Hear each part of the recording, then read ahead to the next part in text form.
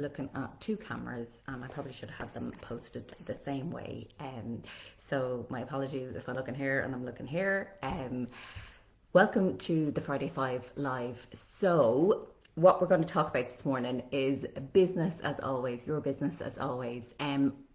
What I want to get through is a few questions that people have sent in, and it's very easy, very breezy. This will be in the well later on if you have got time to look at it now. I am live on Instagram, and I'll put it up on YouTube as well if you miss it. Okay, straight into it. I have 5 questions that people have sent in, and the first question for your business is testimonials, and how do I get testimonials? And I think testimonials they're so important for large businesses, but they're so important for smaller businesses as well. And it's really funny with testimonials because the bigger you get, the more formatted you get, and the more systems that you have in place. So if you have like your email marketing and your email list, then you kind of can add that on. If you have products that you're selling or services that you're selling, you can add it on to the end of the product or the end of the service, like how was that? And there's so many different tools that you can use, from Google to Trustpilot to your own website, to simply asking for testimonials. And that's the one big thing I think when you're starting out, is asking your customers at the end or with a follow-up email, can you please give me a review? One of the simplest ways that I would say to my clients is just send them the Google link. So if you are set up in Google, if you can, when you Google your business, if your Google link is set up there, like, you know, the pictures of where your business is, if you're in a location, if you're not online, so say if you're a massage therapist, or if you provide yoga classes, your Google link for testimonials is there. So it's simply a case of copy and pasting that and sending it to them in an email. Really, really, really simple. You can provide it as part of your email marketing after you sell them a product or a service. So if you sell a small product, you can follow that up with 3 or 4 emails leading them into buying a bigger product. But within that, you can ask them, oh, I'd really love it if you could provide a testimonial for me as well. Simple asking. And as well as that, Trustpilot can be linked into your website, so it's a simple thing of connecting it up as well. There's so many different tools that you can use, and tools that you can use for free as well. So that's the one thing that you should remember. I'm facing my Facebook now, so it's kind of put me off. The other thing was a client of mine, this is actually a question from a client of mine was asking me, how can I be on more podcasts? They have a really good message, and they just wanted to understand, like, what do I have to do to be on more podcasts? And as with the testimonials, it is a simple case of asking the question. I have probably been on, I'd say at this stage, probably been on about 10 podcasts, and I'd say I've been asked to be on about 6, and I've asked to be on about 4. So it is a case of getting a bit bulgy and kind of going, yeah, can I be, this message really ties in with your audience. I really think that I have a good story to tell, and linking it in with your business to a certain extent, not being super salesy, but linking it into your business as well. Looking at who they've had on their podcast and seeing if you're a good fit for them as well. My big message is that, you know, that old phrase of if you don't ask, you don't get. And I'm a big believer in, if you do ask, you don't regret. So if you ask the question, if you ask, can I be on the podcast, you're not going to regret it. And the other area is that get used to hearing the word no. And most of the time you actually won't even hear the word no. You just won't get a reply. And that's okay as well. I have a friend who is in business as well. I'm gone all croaky. And she had a name that she wanted to be on a particular radio show. She sent 38 emails to be on that radio show. So, you know, it is a case of what drive do you have? What do you want to do to get there as well? So simple, get used to not hearing the word, to get used to hearing the word no, or just get used to not hearing it, because you mightn't get a reply. But if you are sending out, as per, I have my mail list every week, so I have this list where you contact somebody to, you know, write for their blog or be on their podcast. And for me, it's a simple list of 15 names. Every week, out of those 15 names, I'll get somebody that wants to work with me every single week. So that's, you know, creating PR for you. It's really, really simple. I'll actually pop it in the notes. It's part of my 5 habits to generate revenue. It's really, really simple, really, really clever little tool. So the other thing is, one of my clients was getting struggles of payment. Okay, so the biggest thing with payment is the bigger the company you're dealing with, the harder it is to get paid. And it kind of makes no sense, but it's true, because they have longer terms. So it's really important from a very early stage to set up your payment terms and conditions. Now, if you are a class teacher, I would very much say to you, you have your blanket terms, so whether it's 8 classes, 12 classes, whatever, and you get prepaid for them. Pay as you go is a great option, but pay as you go isn't guaranteed money. And if you are paying for a hall, or you're paying for a studio, you're paying the rent by the people attending your classes. So pay as you go is not guaranteed. So you want to fill up if you've got eight slots in your class, you want to fill up those 8 slots with prepaid. So prepaid, there's no terms and conditions involved there. If you're stepping it up and you are keynote speaking, or you're delivering training to a corporation, so I'm really going from one end to the other extreme, look at their terms and conditions, because their current terms and conditions are for their payments. So you need to look and create your terms and conditions for your payments, because the biggest thing I see is that so many people, like bigger companies, might have 90-day leads on their terms and conditions. So you deliver training today, it's May 17th, you deliver training May 17th, June 17th, July 17th, August 17th. If you go with their terms and conditions, you're looking at getting paid in mid-August if you delivered training today, if you delivered some sort of keynote speaking today. So what I want to say to you is, you come up with your terms and conditions. 30-day terms and conditions is a very, very fair. I know people who have smaller business and their lead time is 2 weeks. They have 15 days terms and conditions. You create your contract and you create how you want to get paid, you know. And I worked in one of the biggest organizations globally, and I remember the milkman knocking on the door trying to get paid. Like honestly, it's so crazy. So it's being in control of your terms and conditions of payment right from the very start, because you want to get paid for a job that you have done, you know, within a good amount of time. Like, you know, it's okay for these business to business corporations paying each other, you know, and their cash flow isn't getting disturbed. I mean, if you have paid for a room, or if you've paid for outgoing costs to deliver training, and then you're not getting paid for 3 months later, like you constantly have to have that cash flow going. The other, actually, I got a question from somebody who works in corporate, and I thought it was very interesting, because it might apply to some of you guys who have staff out there as well, and it's probably very apt for what's going on at the moment. And the question was, my manager has said I have to come back into the office for 3 days, and not the 2 days that had been previously set out. So they had negotiated that they go back into the office for 2 days out of 5 every week post-COVID, so a hybrid working space. And now they're being asked to go back in 3 days. Um, the biggest thing is to ask the question, is this necessary? I'm doing a good job outside of that.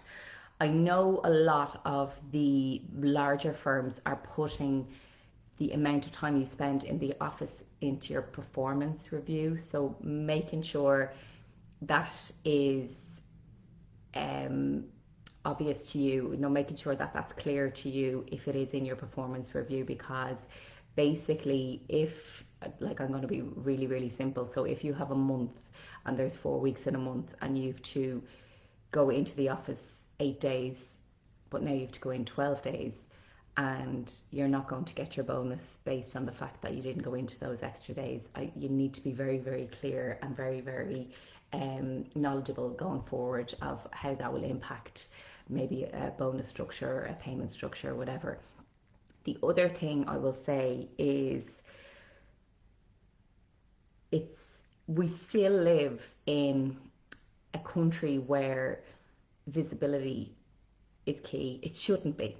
Okay, I think that the pandemic created an environment where the whole nation worked from home and actually productivity increased, and probably led to a lot of burnout in people. It probably led to a lot of stress from people, and you know, it has eased out and it has proved that yes, we are adults, and yes, if we are employed to do a job, we will do it because we're grown ups. And, okay, are you going to put a wash on during the day? Maybe. Are you going to go for coffee? Maybe. But you're still probably being more productive because you haven't got an hour commute in the morning and you haven't got an hour commute in the evening. And what I would say is, um, look at what has worked for you and then maybe negotiate. The other side is, and what I've just said, is that we are still a nation of visibility is key, and we're still a nation where there are a lot of older men running companies, and if they're sitting in their office, they expect you to be sitting in the office as well, and it's really unfortunate, but it's very realistic as well. And you know, those, and I'm probably not going to be very PC, but they probably have somebody at home making the dinner and looking after the kids, and it's all well and good that they be sitting in an office, but they expect the same from you. I think that a lot of the younger companies and a lot of actually the American companies are very autonomous, and they're very much, we trust you to get your work done. And a lot of sales based companies, if you're not doing your number, you're not doing your number. So it's, either here nor there whether you're in the office or out of the office. It's really important, and I was actually having a conversation with somebody about this yesterday. It's really important for you to start thinking about your value system and what works for you, what you align with. And there's so much going on in the world, and there's so much, from a political standpoint, an economical standpoint, a sustainability standpoint. It's now time to kind of really look at where we're working and, is it aligning with our values? Is it aligning with the fact that, why do they want me to come back into the office for 33% more of the time, and it's time to have these conversations and to understand that, yes, I am a grown up, and yes, I will complete my tasks. I will hit my target sitting at home, not having to face that commute, not having to face, not having to face coming into the office in an incremental 33% on my month. The other thing is as well, and I'm sure that you have gone through this so many times, but when you go into the office, making sure that it's not a ghost town, making sure that when you go into the office that you go in when other people are there. So it's really making the most of the time, making sure that you have those meetings in, making sure that you are visible when you are there. The other, so that is the other question that I got is around growing your business, and it's very generic because how I think the question was, how do I grow my business really quickly?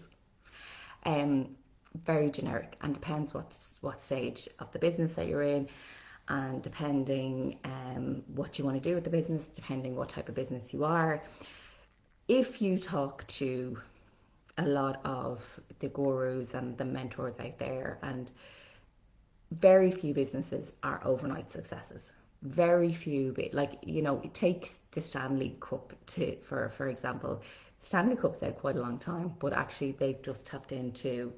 um, they've tapped into a demand and a trend, and it's going really, really well.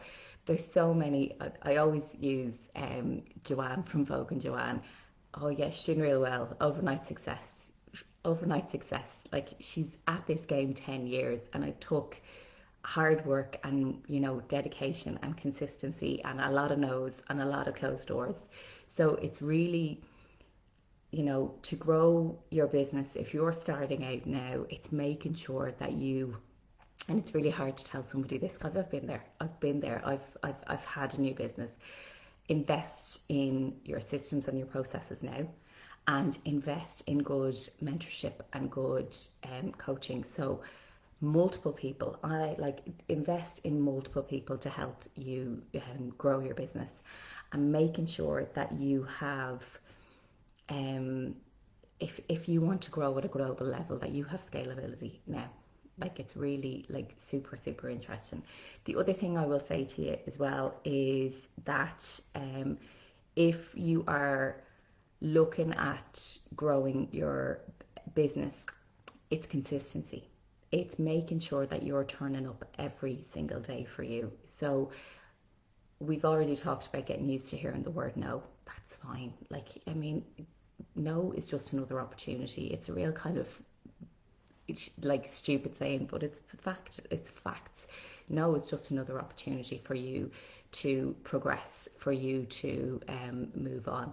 So get used to hearing that. And as well as that, if you have social media, and I'm always talking about being consistent on social media, and some days we don't feel like being consistent on social media, but if you have systems and processes in place, as far as scheduling, as far as like just a plan is concerned, if you have a theme every week or every month, that that you know you don't feel like going live today, or you don't feel like making something for social media today, but if you have something in the bank that you can use, at least you're being consistent on that platform. Definitely invest in you, as far as um, education is concerned, as far as making sure that you're constantly learning. Now, the other side of that is that you're not an imposter, and you're meant to be here. You're meant to be doing what you're doing. So the biggest thing I would say is, you don't have to do another course. You don't have to get another certificate. You are well qualified to be doing what you're doing. Okay, so I'm talking about investing in you, reading a chapter of a book every day, maybe looking at it on YouTube. There's so many other sources out there. If you have the base knowledge and um, the base qualifications to be doing what you're doing, and you're passionate about what you're doing, and you feel that you are ready to serve people and help people, that's half the battle. That is half the battle. So I think what happens is that we put barriers in front of ourselves, and it's like, oh, I'll just get that extra qualification and then I'll be ready, or I'll just get that extra. And actually, sometimes it's a case of, just do it, just fucking do it. And as well as that, do it, do it half-assed. Perfection is absolutely, it can slow things down. If you are striving for perfection, you're never going to get there. We're not perfect, and I see typos in my posts all the time. I see typos in my blogs all the time. And do you know what? I'm really comfortable with that now. And it's like, I'm not going to redo that. Like, that I have a neurodiverse brain, and I'm never going to see things 100%. So it's really a case of being comfortable with the mistakes you make, and just knowing that everybody is human, and we're all here just trying to make it, whether it's personally or professionally. We're all here just trying to get through the day, to be honest with you. So that is the Friday Five Live. I always forget to introduce it. I'm Linda. Yeah, it's great 20 minutes in.